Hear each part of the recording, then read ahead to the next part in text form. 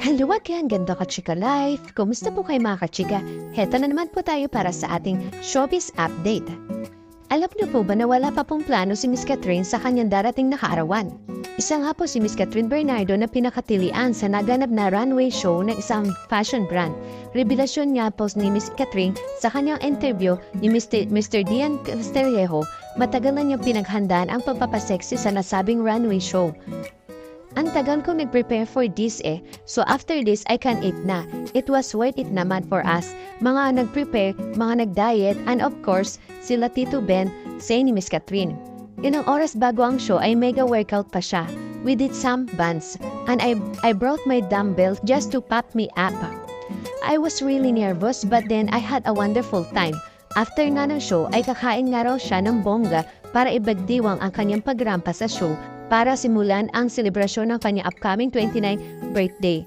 Natanong din nga po si Miss Catherine sa kanyang birthday wish. I'm just here for growth this year, so sana matuloy-tuloy siya. I just wanna be genuinely happy.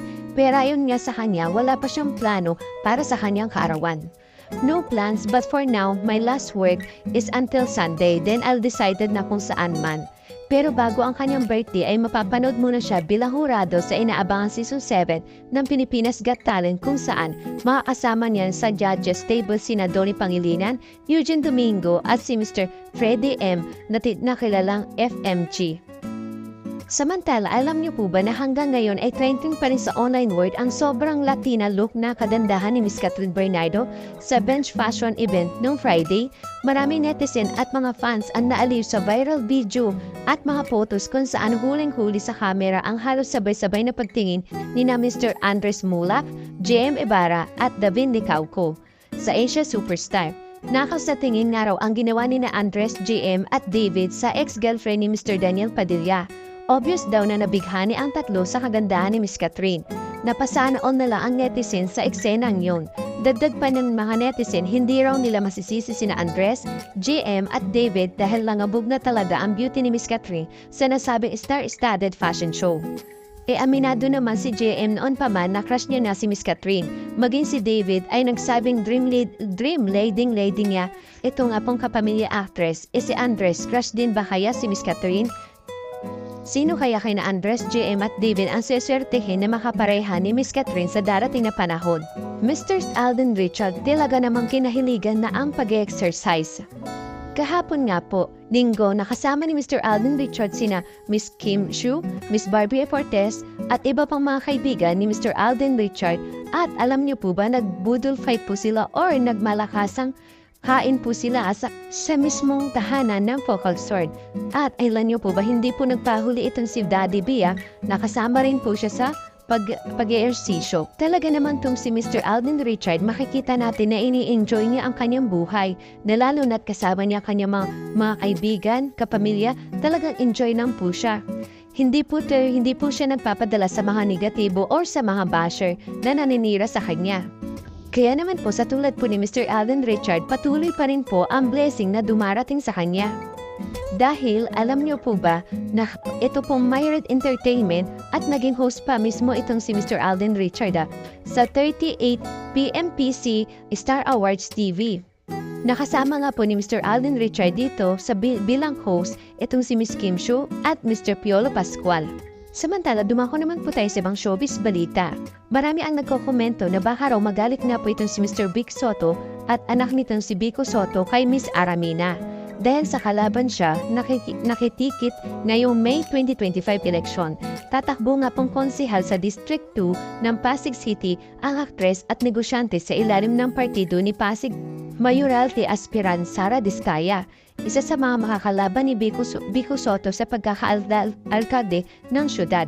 Sa panayam nga po dito kay Miss Ara, kamakailan, natanong sa kanya ang tungkol dito, lalo pat magkaibigan din sila ni Bossing Vic. Sayin nga po ni Miss Ara, naniniwala siya na walang issue sa magamang Vic Soto at Vico ang pagsama niya sa ticket ni Diskaya. Kung kilalaro niya ang TV host comedian, hindi siya yung tipo mamomersonal ng dahilan sa politika. Ayon sa premiadong aktres, nakatrabaho na niya si Bossing sa noong 2003 movie sa Fantastic Man, kung saan siya ang naging leading lady ng veteran at iconic comedian. Knowing bossing, matalinong tao siya, hindi para magkaroon ng ganong problema. May kanya-kanya naman tayong preferences at kanya-kanyang journey. I don't think nasasama ang loob ni bossing sa ganon, say po ni Miss Ara. Inamin din niya na hindi niya personal na kilala si Biko, kaya wala siya masyadong masasabi tungkol sa binatang mayor. Nauna rito, sinabi na nga po ni Miss Ara na ididelay muna nila ng kanyang asawa na si Dave Almarenes ang planong pagbubuntis ngayong 2025.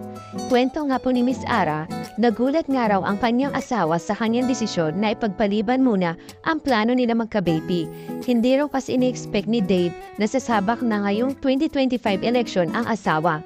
Ngunit suportado naman ito ng 100% ang pagpasok ni Miss Ara sa public service. Katwiran nga po ni Miss Ara, pwede naman daw siyang magbuntis sa kalagitnaan ng kanyang political career sakaling manalo at sa tatakbuhing posisyon.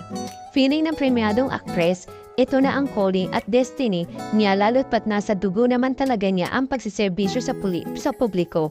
Dahil ang kanyang lolo ay biological father na sina Men Matay at Chuck Matay respectively ay nagsilbi bilang public servant sa Quezon City. Samantala, dumako naman po tayo sa pinakaulong nating showbiz update.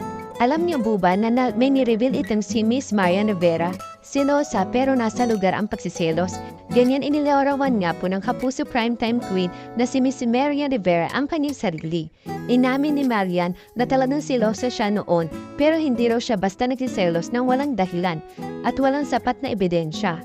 Kapag may kakaibang feeling siya sa mga babaeng nakakausap o nakakasalumuhan ng asawa niya, ito mga pong si Mr. Dingdong Dantes ay hindi niya basta-basta mananahimik at deadma lang.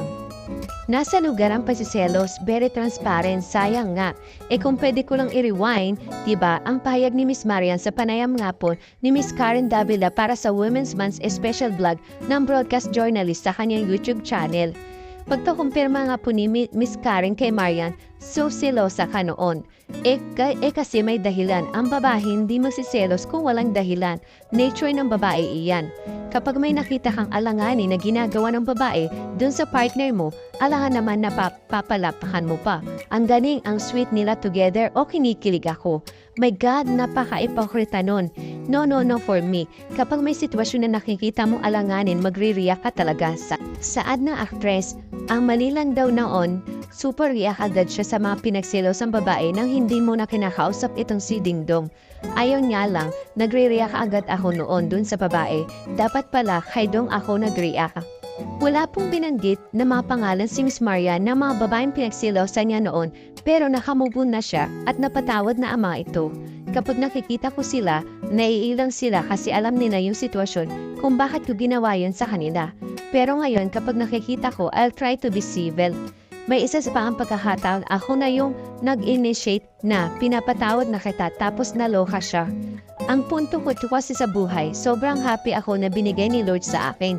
Wala nang dahilan para yung bitterness ko. Andito pa, nilet go ko na yon. Sa isip-isip ko na lang, learn your lesson girl ha. Huwag mong gawin na yon sa iba. Pero ayun nga, mas masarap pa rin na walang kang kaaway. Pinapatawad mo yung mga taong nakagawa sa iyo ng kasalanan, paliwanag ni Miss Marian. Base nga po sa mga report noon, ilan sa mga female star na pinagsilosan umano ni Miss Marian ay sina Miss Heart Evangelista, Miss Bea Padilla, Rian Ramos at Andrea Torres. Pero ang issue sa kanila ni Miss Heart ang talagang pinagpestahan. Nakatrabaho sina Yan ni Dong Yan at Heart Ibanez sa pelikulang Temptation Island noong 2011 pagkatapos nilang gawin ang movie na chismis na nga ang kanilang hidwaan. Ngunit tinanay agad ito ni Heart sa kanyang tweet noong June 11, 2011. Let's not make a big fuss. Marian and I are okay. Showbiz is showbiz, so Heart word, wag na tayo mag-away-away. Pero may chika nga na nagkaroon ng nakakalokang eksena sa airport sa Manila noong June 13, 2011 kung saan sinigawan daw ng nanay ni Heart na si Cecil Ongpangco itong si Miss Marian. Magkasama raw sina Heart at Marian at iba pang cast ng Temptation Island sa Poway, Ilocos Norte kung saan kinuna ng ilang pang-eksena sa pelikula. Pagdating sa airport ay lalapit daw sana si Marian kay Heart para magpaalam ngunit bigla na lang daw siyang sinigawan ng nanay ni Heart.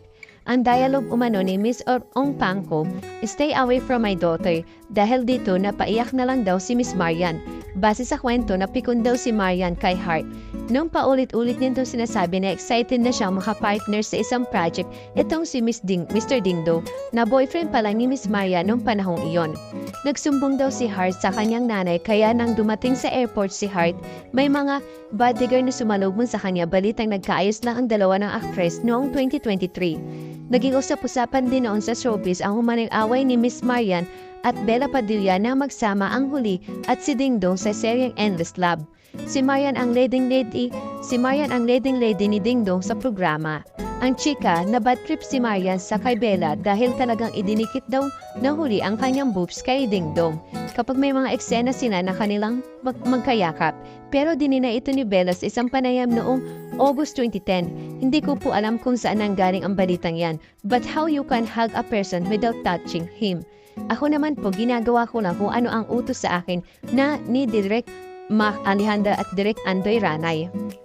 Minsan nga kapag nakikita nilang parang naalangan ako, sinasabi nilang yakapin ko si Mr. Dingdong. Hindi naman kami bago lang nagkakakilala sa story. So yan si ako ni Johnny. Ito nga po ay ginampanan po ni Mr. Dingdong at malapit na kami ikasal. I'm just playing what the role asks for me. Kaya naman after ng aming at-take, lumalayo na ako kay Dingdong. Hindi na ako nakikipag-usap sa kanya, paliwanag ni Bella. Thank you for watching. Kung nagustuhan niyo po ang video ito, subscribe na sa Starlight Showbiz YouTube channel and please don't forget to hit the bell button for our latest updates.